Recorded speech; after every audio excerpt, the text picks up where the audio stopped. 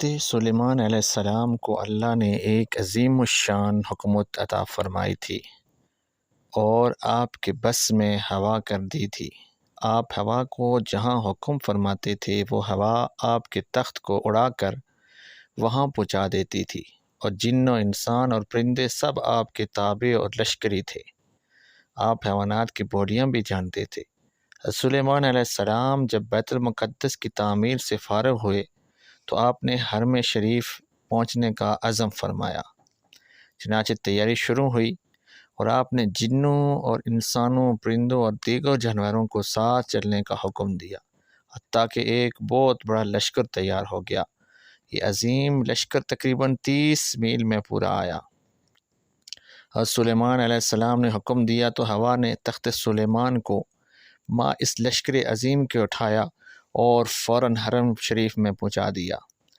حضرت سلیمان علیہ السلام حرم شریف میں کچھ عرصہ ٹھہرے۔ اس عرصہ میں آپ مکہ معظمہ میں ہر روز 5000 اونٹ، 5000 گائے اور 20,000 بکریاں ذبح فرماتے تھے، اور اپنے لشکر میں ہمارے حضور سید الانبیاء صلی اللہ علیہ وسلم کی بشارت سناتے رہے کہ یہیں سے ایک نبی عربی پیدا ہوں گے جن کے بعد پھر کوئی اور نبی پیدا نہ ہوگا۔ حضرت سلیمان علیہ السلام کچھ عرصہ کے بعد مکہ معظمہ میں مناسک ادا فرمانے کے بعد ایک صبح کو وہاں سے چل کر صنعا ملک یمن میں پہنچے۔ ملک یمن صنعا اور مکہ معظمہ کا 1 مہینے کا سفر ہے، اور آپ مکہ معظمہ سے صبح کو روانہ ہوئے اور صنعا زوال کے وقت پہنچ گئے۔ آپ نے یہاں بھی کچھ عرصہ ٹھہرنے کا ارادہ فرمایا۔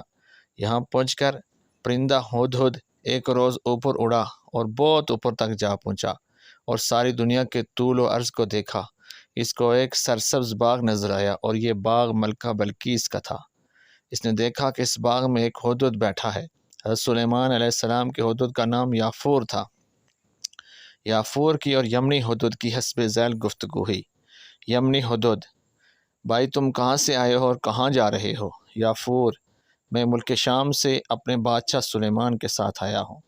یمنی ہدہد: سلیمان کون ہے؟ یافور: وہ جنوں، انسانوں، شیاطین، پرندوں اور جانوروں اور ہوا کا ایک عظیم الشان فرمانروا اور سلطان ہے۔ اس میں بڑی طاقت ہے۔ ہوا اس کی سواری ہے اور ہر چیز کی تابع ہے۔ اچھا تم بتاؤ کہ تم کس ملک سے ہو؟ یمنی ہدہد: میں اسی ملک کا رہنے والا ہوں۔ ہمارے اس ملک کی بادشاہ ایک عورت ہے جس کا نام بلقیس ہے۔ اس کے ماتحت 12,000 سپہ سالار ہیں، اور ہر سپہ سالار کے ماتحت 1 لاکھ سپاہی ہے۔ پھر اس نے یافور سے کہا تم میرے ساتھ ایک عظیم ملک اور لشکر دیکھنے چلو گے؟ یافور: بھائی میرے بادشاہ سلیمان کی نماز عصر کا وقت ہو رہا ہے اور انہیں وضو کے لیے پانی درکار ہوگا، اور پانی کی جگہ بتانے پر میں مامور ہوں، اگر دیر ہو گئی تو وہ ناراض ہوں گے۔ یمنی ہدہد: نہیں، بلکہ یہاں کے ملک اور فرما روا بلقیس کی مفصل خبر سن کر خوش ہوں گے۔ یافور: اچھا تو چلو۔ دونوں اڑ گئے اور یافور ملک یمن کو دیکھنے لگا۔